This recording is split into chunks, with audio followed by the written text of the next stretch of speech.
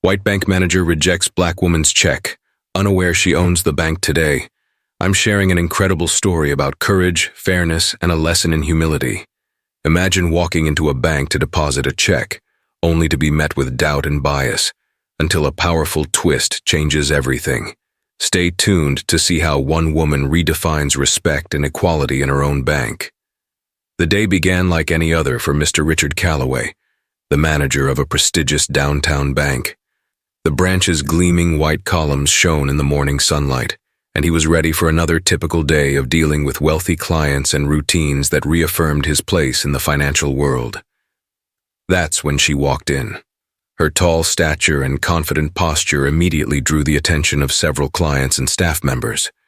Dressed in a sharp business suit and carrying a leather briefcase of undeniable quality, she approached the counter. "Good morning. I'd like to deposit this check into my account," she said calmly, handing the check to the young cashier. The cashier glanced at the amount and visibly tensed. It was a hefty 7-figure check. Quickly regaining her composure, she directed the woman to the manager's office. "Ma'am, this is quite a large sum. We'll need you to speak with our manager," the cashier whispered. The woman nodded, her expression unchanging, and headed toward the office. "Mr. Calloway, there's a customer here with a large check," the cashier informed him. Richard looked up from his documents. His expression darkened as soon as he saw the visitor. His years of banking experience told him that this client was not typical for his branch, but he masked his thoughts with a professional facade. "How can I help you?" he asked curtly, barely glancing at the woman. "I'm here to deposit this check into my account," she repeated calmly, placing the check on his desk. Richard slowly picked up the paper, scrutinizing it with barely concealed suspicion. "This is quite a large sum," he muttered. "I'll need to verify the source of these funds. It's standard procedure. All the necessary documents and contacts are listed on the check," the woman replied, her tone steady. "You can contact my legal firm to confirm the transaction. Even so, I'll need to delay this transaction for further verification." Richard replied reluctantly. "Perhaps you could provide additional evidence of your business's legitimacy." The woman furrowed her brows slightly, kept her voice calm. "My business is fully compliant with the law. You have everything you need. I expect this transaction to be processed without delay. I decide how and when things get processed here," Richard retorted, raising his voice slightly. His tone drew the attention of staff members, who subtly peeked from behind their desks. At this point, the young cashier Eliza intervened. "Mr. Calloway, I've seen this client conduct large transactions with our bank before. Her name is familiar to me." "Eliza, you're dismissed," Richard said coldly. Turning back to the client, he added, "If you'd like, you can file a complaint, but I have the right to investigate any check I deem suspicious." The woman sighed, maintaining her composure. "Very well, then I'll need to contact the bank's leadership. I believe they'll be interested in how you're conducting these investigations." Richard Calloway continued to scrutinize the check, even though all the required documentation was already in front of him. The atmosphere in the office grew increasingly tense. "Listen, miss." He deliberately refrained from using her name, though her documents were right in front of him. "I'm just doing my job. Verifications are mandatory for sums like these. I appreciate your concern for protocol, Mr. Calloway, but I doubt this delay aligns with the bank's internal standards," she replied icily, folding her hands over her briefcase. "You have all the required documents. If there's an issue, what is it?" Richard hesitated, his tone growing sharper. "The issue is that amounts like this are not typical for clients like you. Understand?" Her eyes narrowed briefly, but she gave no outward reaction. Instead, she pulled out her phone. "Fine. If you can't complete this transaction, I'll call someone who can." Sensing the situation spiraling out of control, Eliza made one last attempt to intervene. She quietly approached Richard and whispered, "Mr. Calloway, I'm sorry, but I'm confident her account is in good standing. This client is one of the bank's major depositors. She's conducted similar transactions before." Richard cut her off sharply, waving her away. Eliza, you have enough of your own work to do. Get back to it. Blushing, Eliza cast a quick apologetic glance at the client before retreating. Meanwhile, the woman was already on the phone, her tone calm but firm. Yes, please connect me to the leadership team. It's urgent. I'm having an issue processing a check at one of your branches. Thank you. Richard grew wary but tried to maintain his composure. Whoever you're calling, he began trying to regain control. They'll tell you the same thing. Procedures require verification. I can't change that. At that moment, the office door swung open and a sharply dressed middle-aged woman entered. It was Jan Ellis, the bank's regional director. Her expression was a mix of irritation and professional severity. What's going on here? She demanded, her gaze sweeping the room. Richard stood up, visibly surprised. Jean, I wasn't expecting you. We're just performing a routine check on a large transaction. A check? Jean turned to the client, her expression softening instantly. Miss Brooks, my apologies. I didn't know you were here. Is something wrong? The client glanced at Richard, then back at Jean. Her voice remained steady, but her words were deliberate. It seems Mr. Calloway believes my check requires special scrutiny. Apparently his concerns are not about the amount, but something else. Jean squinted, clearly catching the implication. Richard, you do understand who our clients are, don't you? Her tone turned icy. Of course, he muttered, visibly nervous. I just wanted to ensure everything was in order. That's enough, Jan interrupted. Miss Brooks, your transaction will be processed immediately. Please wait in the lounge, I'll personally oversee it. As the client left the office, her gaze lingered on Richard for a moment. The look in her eyes made it clear this wasn't over. Jean, Richard began, but she silenced him with a raised hand.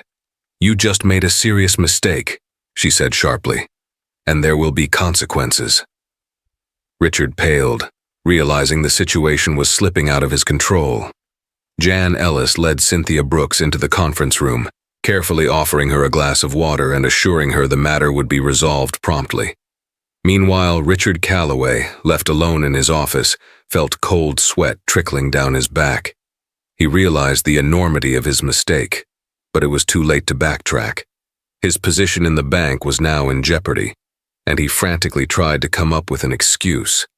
A few minutes later, Jean returned to his office, her expression stern, her voice sharp. Richard, do you realize who you were just speaking to? She began without preamble. Client with a suspicious check, he replied flatly, trying to maintain his composure. Am I not supposed to verify large sums? Jean smirked, though her eyes were icy. Suspicious? That suspicious check came from her own corporate account. Now let me ask you, why did you think verification was necessary? Is this standard practice for all clients, or did you apply a special approach? Richard began mumbling something about safety and protocols, but Jean raised her hand, silencing him. Enough. You didn't even bother to look at her portfolio. She threw a folder onto his desk. Let me remind you who Cynthia Brooks is. She's the largest shareholder in our bank. She owns a controlling stake and, for that matter, could fire you with a single phone call. Richard froze. His face turned pale, like someone who had just heard their sentence pronounced. This must be a mistake, he whispered. Couldn't have known. You should have, John countered coldly. And do you know what's worse? It wasn't just a mistake. You let your biases interfere with your job. That's unacceptable. Meanwhile, in the conference room, Cynthia calmly reviewed her documents, though her sharp eyes betrayed her focus. A knock on the door interrupted her thoughts, and Eliza entered with a tray holding a glass of water and a folder. Miss Brooks, I apologize for disturbing you, Eliza said softly. I just wanted to say thank you for your patience, Cynthia smiled. Thank you, Eliza. I noticed you tried to help. That says a lot about you. When Eliza left, Cynthia pulled out her phone and dialed a number. Within moments, her voice carried an air of confidence and decisiveness. Janet, this is Cynthia. I have a request. Gather the leadership team and schedule a meeting. We need to discuss the management of one of our branches. Yes, it's urgent. Meanwhile, John returned to the conference room, her face still tense. "Miss Brooks, everything is ready. Your check has been processed. Please accept my sincerest apologies for what happened." Cynthia stood up, collected her documents, and said, her voice steady and measured, "You're not at fault, John, but I can't allow such things to continue in my bank. We're going to have a serious conversation." As she left the branch, clients and staff silently watched her departure. Richard, standing by his office window, could only watch as his career crumbled before his eyes. The next day, Cynthia Brooks sat in the spacious conference room of the bank's headquarters. Across the table from her sat key figures of the management team, including John Ellis, who looked noticeably tense, and Richard Calloway, trying to salvage what little dignity he had left. Cynthia began speaking calmly, though her voice was firm. "Yesterday's incident at your branch wasn't just a mistake. It's a symptom of a deeper problem. As the largest shareholder in this bank, I consider it my responsibility to address this." She turned her gaze to Jen. "Jean, you're a professional, but it's your duty to ensure that all branches adhere to principles of respect and equality. What happened yesterday is unacceptable." Jen nodded in agreement, but Calloway couldn't stay silent. "Miss Brooks, allow me to explain. It was standard procedure. I didn't intend—" Cynthia raised her hand, cutting him off. "Richard, don't try to justify yourself. Your standard procedures were selective. You ignored my documents, relied on prejudice, and neglected your duties. This isn't about protocol. It's about your attitude." He opened his mouth to respond, but stopped when he met her cold stare. Cynthia continued, addressing the rest of the team. "This bank thrives on the trust of its clients.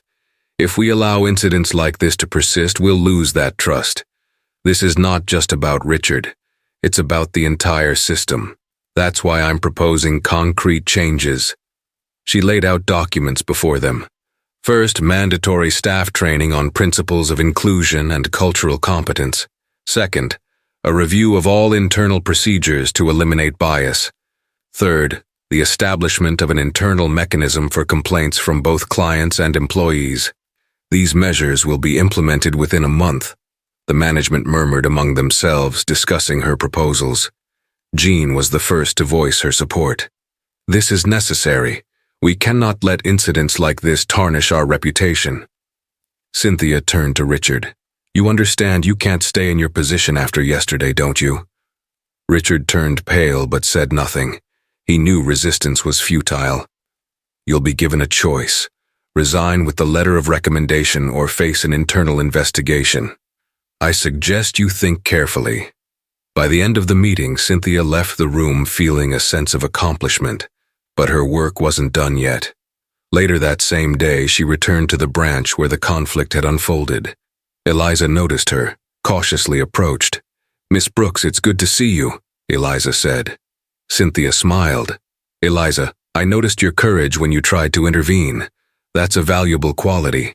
If you're interested in advancing your career, reach out to me. I think the bank has room for employees like you." Eliza blushed at the unexpected compliment. Clients and staff watched as Cynthia left the building with her head held high. This was no longer just her bank. It was a symbol of how one person could change an entire system. This story highlights the importance of standing up against bias and promoting fairness in all aspects of life. Cynthia's calm yet decisive actions remind us that true leadership is about creating a culture of respect and equality.